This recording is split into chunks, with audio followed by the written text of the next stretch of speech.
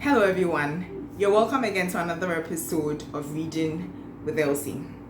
Today, I'm particularly excited about our reading because our discussion from last week on inferiority complex went so well and the comments have been awesome. We'll keep on with further discussions on the topic and hopefully we'll learn some more about inferiority complex.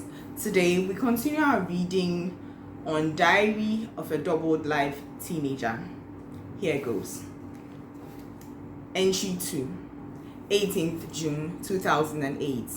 Time 9 p.m. Dear Diary, the day of my 13th birthday party, I felt a mixture of fear and excitement. Fear because I was thinking of what Unique and her other friends would think of my party, the kind of people who will be there, the kind of music that will be played. I did everything myself, since Inshiraba didn't agree initially, and I was so scared that Unique would think everything I had done, including the people I had invited, were not cool enough. Anyway, I was excited about the fact that I got them to notice me. Funnily enough, today I woke up as late as 7:30 a.m., even though I thought of today all through last night. After I said my morning prayers, I went into my closet to pack for my drama class. Miss Fletcher, our director, had asked me to get my own costume in our upcoming drama. She said I was too fat, so she couldn't get my size. Hence, Aunt Felicia had to sew them for me. As I packed, I thought of how, where I was going to change. When I got to drama class, I couldn't change with the other girls in the changing room because they laughed at my body the last time I did. They kept touching and pulling my tummy and other fleshy parts of my body. I felt so bad that day that I wanted to go home and cry my eyes. Unfortunately, I didn't have a phone to call Mr. Dawson. Well, today was our last rehearsal, so I had to wear my costume anyways. After I was done packing, I entered my bathroom and had a long shower.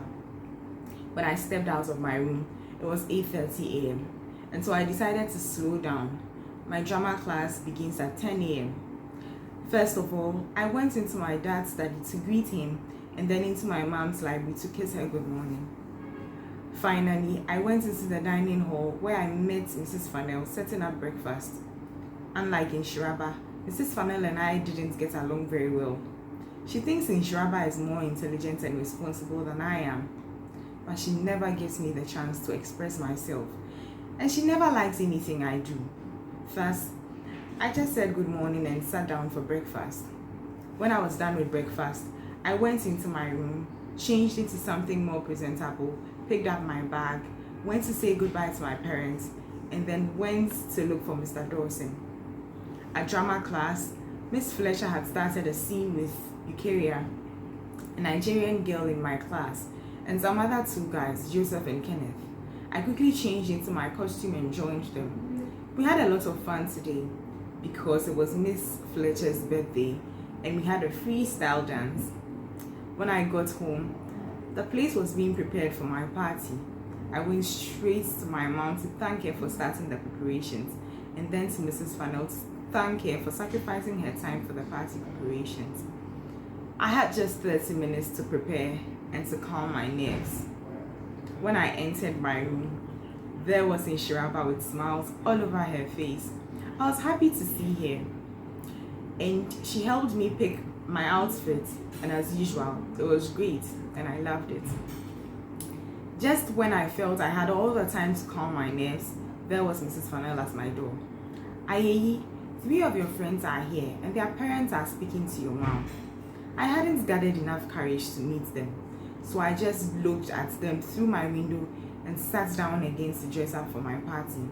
It was Unique, Mahima, and Stephanie. After about 3 to 4 knocks from Mrs. Fannell to announce the presence of more people, I stepped out in my beautiful white dress and white shoes with my white bag to match. Inshiraba was by my side to boost my morale. All I did was psych myself up by repeating, "You'll be okay," and keeping my fingers crossed. There were about 40 people, and Salma Wema and Inshiraba helped me to serve. For Inshiraba, it spared her the torture of sitting at the table with Ohima and her other friends. While she did that, I made sure Unique and her friends wanted what they had. Everybody was in party mood. We popped some non-alcoholic champagne and sang a birthday song. After that, the drinks and some savories were served, and then I called Inshiraba to introduce her to Unique and the others. When we arrived there, they didn't have a smile to indicate that they wanted to meet Inshiraba. I ignored that and went ahead to introduce Inshiraba to them. Inshiraba smiled and said, "After all the blabbing, these are your common selves. Well, nice meeting you. I'm Inshiraba, the one and only. I just had to cut in." Okay, I think that does it. If not, Inshiraba would have ended up insulting Unique and the other girls. After the drinks, we cut the cake and ate the food that was available, except for Unique and others who said they preferred pizza and ice cream. Fortunately for me, there was some in the fridge, so the pizza was warmed up for them. After that, Salma served it to them, and I think they loved it because there were no complaints, at least not yet. Mrs. Funnel informed me that my parents had said they wanted to see everyone before the party broke up. As the ice cream for dessert was being enjoyed, my parents and Auntie Nicole arrived. The volume of the music was lowered, and my dad announced with his arms around my shoulder, "I know you might have thought there was no present for you this year. How could that be, especially on your first teenage birthday? Well, for your birthday, I got you this." After that, then came Mom with hers and Auntie Nicole with two, one of which I guess was from my uncle. It was after my parents presented their gifts that others followed. That was funny though I thought. I wondered, if my parents hadn't come with their presents for me, would my guests have gone back home with theirs? I brushed this off and said a big thank you to everyone, while I gave Mom and Dad a peck each. The party was over at last and everyone left. We gave out party favors, which was a t-shirt with my name written on it. Inshiraba had retired inside, so after I saw everyone off, I joined her while Mrs. Funnel packed my presents into my room. Thank you very much for reading with me. Don't forget to follow, don't forget to like, don't forget to share across to friends, don't forget to subscribe if you're watching from our YouTube channel. Let's keep learning about inferiority complex. Let's keep building our confidence. Let's keep teaching our young ones how to respect themselves, love themselves, and boost up their confidence. Catch you again on another episode of Reading with Elsie. And my name is Elsie.